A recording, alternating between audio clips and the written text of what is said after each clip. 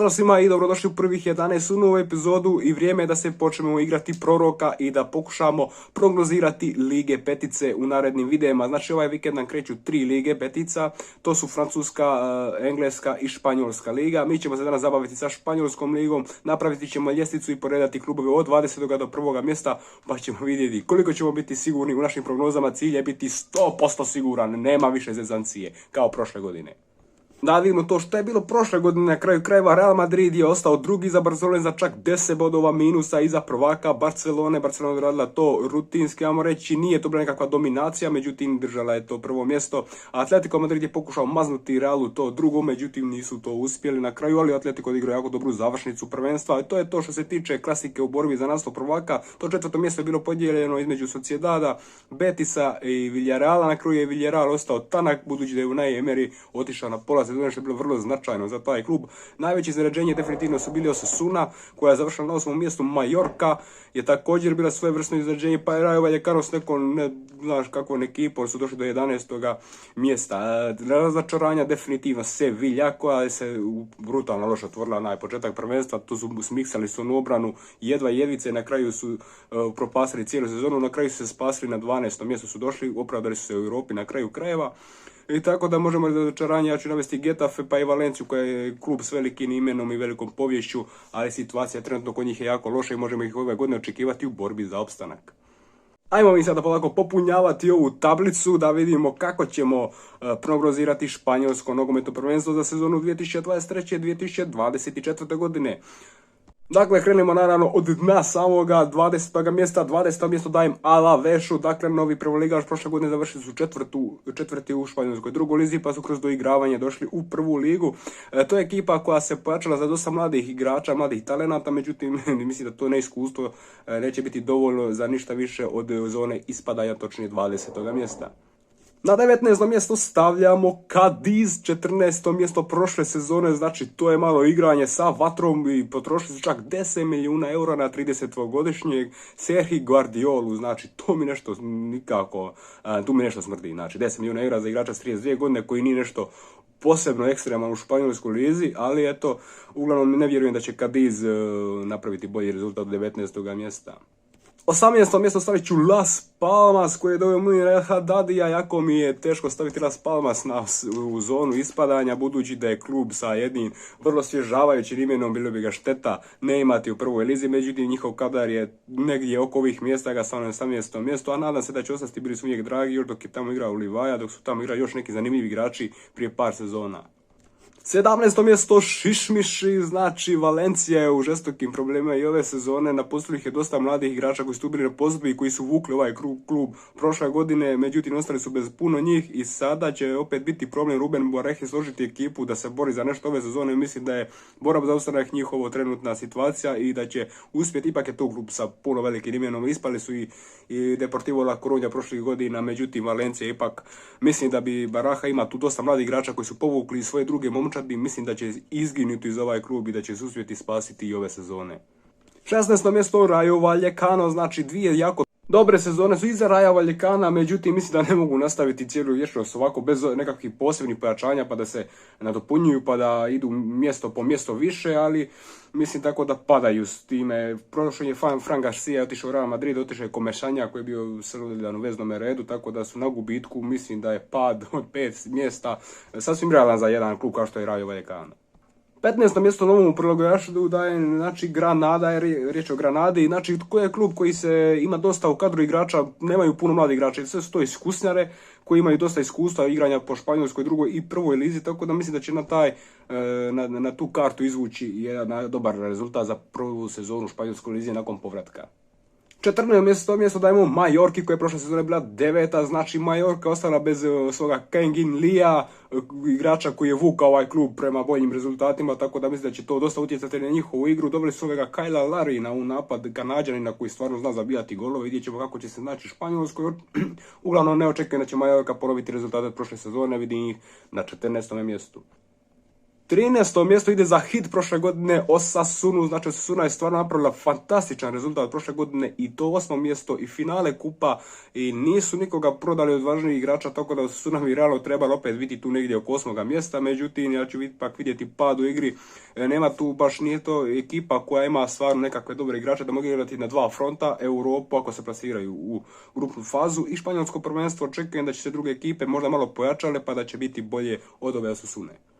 12. mjesto ide Almeriji koja se prošle godine jedva spasila u španjolskoj prvoj lizi, ali doveli su dosta pojačanja ove godine. Na ime prodali su u Atalantu ovega talentiranoga El Bilal Tourea za dobru svotu novca i sad su tu iskoristili sasvim solidna pojačanja. Doveli su ovega Suareza koji igrao u Marseju prošle sezone, Edgara Gonzaleza su doveli, pa imamo tu i ovega Diona Lopija iz francuske lige, Sergio Arribas iz Real Madrida, iako su to zanimljiva imena, Almerija stvarno mogla biti lagana senzacija ove sezone u španjolskoj lizi, ja ih stavljam na 12. mjesto. 11. mjesto biti ću malo optimističan, pa tu ću staviti Getafe na čak 11. mjesto, to je ekipa koja stvarno ima solidne igrače u svojim redovima i zadnje 2 sezone su odigrali jednostavno užasno, s obzirom na svoju ekipu, znači to im jako zamjeram, bili su moji favoriti iz sjene za borbi za Europu, međutim jako loše rezultati, očekujem da će se konačno početi dizati i ove godine istavlja na 11. mjesto, pa šta bude. A sada otvaramo top 10 i otvorit ćemo ga s Athletic Bilbao. Znači Athletic Bilbao isti kao prošle godine i prošle godine su bili sasvim solidni, 8. mjesto su ostvarili. Malo prije se rekao da je to bila Osasuna bila 7. Znači, pardon, Athletic Bilbao, znači bez ikakvih gubitaka, osim i Niga Martineza iz obrane što ipak značajan gubitak, mislim da će to biti dovoljno da padnu za 2 mjesta. Riječ je o stoperu koji je dugo godina držao taj dio u svojoj momčadi. 9. mjesto Celta Vigo, ovdje sam volio Celta Vigo, bila mi ovdje drag klub, a ove godine, znači, pojačali su se, pazite sad ovo, došli su i na klupu Rafael Benitez, sasvim to je dovoljno, u napadu Aspas na klupi Rafael Benitez, to je dovoljno da budu i 4. na prvenstvu, a ne 9. nego eto, stavit ću ih na to 9. mjesto, također doveli su Jonathana Bambu potpuno besplatno iz francuske lige, iz Lila, što je jako dobro pojačaju u napadu, mislim da bi Celta mogla biti vrlo neugodan protivnik ove sezone. 8. mjesto Villarreal i tu sam čak možda bio optimističan kao iz Getafe, budući Villarreal su napustili stvarno vrlo važni igrači od Chukwuezea, Pau Torresa, Nicolasa Jacksona, Lo Celso nije sada tu na posudbi. Villar će stvarno imati teških problema ove sezone. Ostalo još puno do kraja prelaznog roka, mogu li se još pojačati, ko zna kako, međutim ne vidim Villarreal sada trenutno u situaciji da ostvari veći rezultat od ovega, čak vidim i na lošijoj poziciji, međutim imaju tu još i ostalo dosta dobrih igrača, iskusnih, tako da bi mogli izvući barem ovaj rezultat. Došli smo sada u fazu borbe za europska mjesta, za pozicije koje vodu u europska natjecanja i na 7. mjestu stavljamo, pazite sada, Gironu, znači Girona bi mogla definitivno biti hit ove sezone kao što je Osasuna bila prošle godine. 10. mjesto stvarili su prošle godine Girona, a ove sezone napustio ih je Oriol Romeu koji je pošao u Barcelonu, što je bio vrlo važan igrač za njihovu momčad, ali doveli su Dovbika, Ukrajinca iz Dnipra su doveli, znači Angel Herrera, Deli Blind u obranu, pa to će biti Pablo Torre, taj vrlo talentirani igrač iz Barcelone. Znači mislim da bi Girona mogla napredovati ove godine. Što se rezultata tiče, znači dižem ih za 2 pozicije, odnosno 3, da su na 7. mjestu, da ulazu u Europu, biti će ih svakako zanimljivo pratiti sljedeće sezone.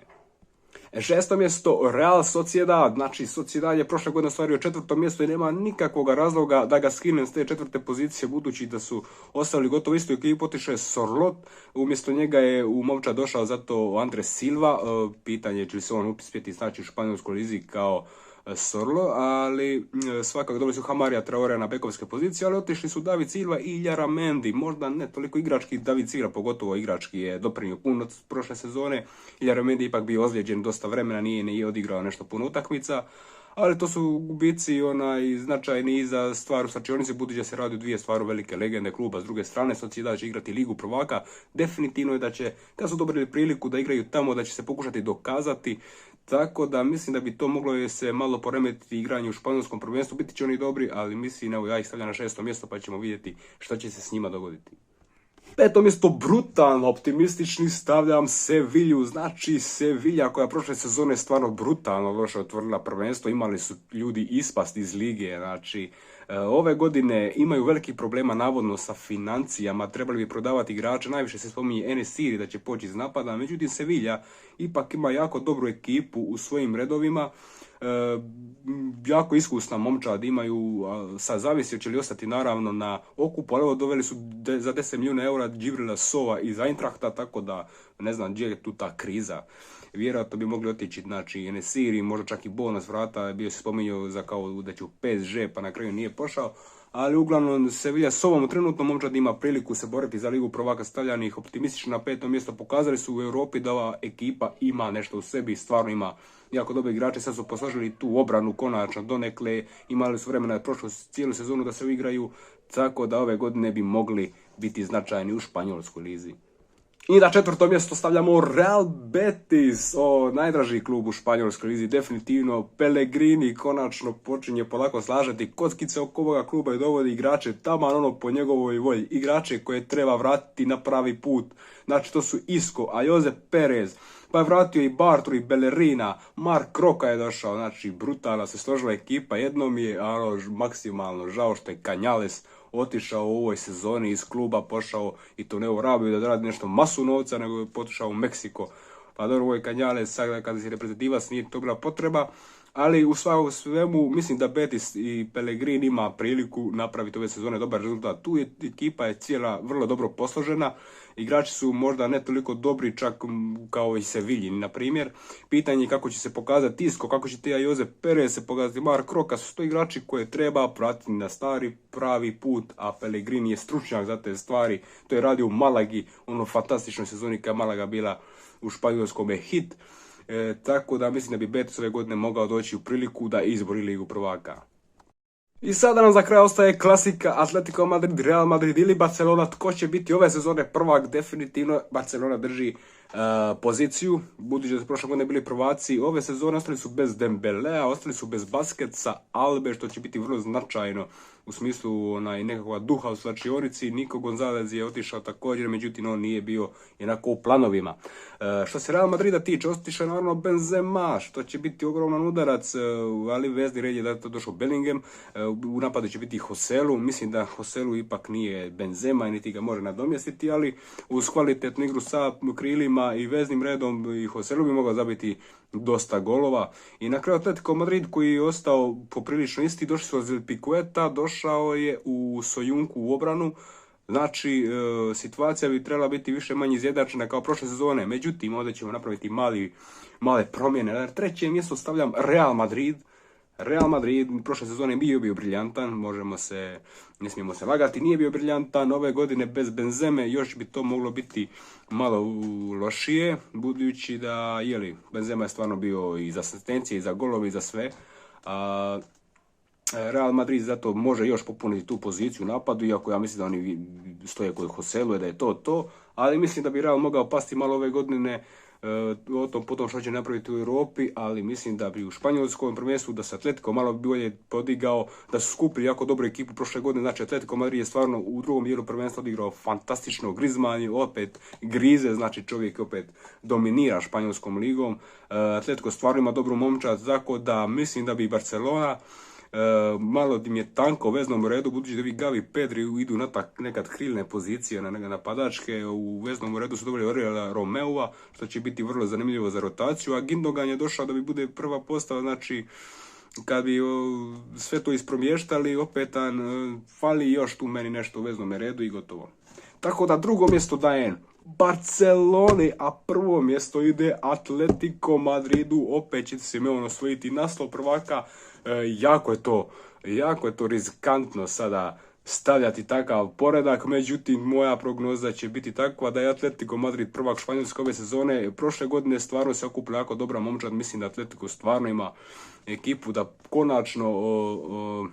konačno iskoristi ovu borbu Reala i Barcelone, njihovo veliko ulaženje u europske utakmice, jer mislim da i Real i Barcelona imaju veće ciljeve napraviti u Europi nego Atletico Madrid. Mislim da bi Atletico stvarno s ovom ekipom mogao izboriti naslov prvaka.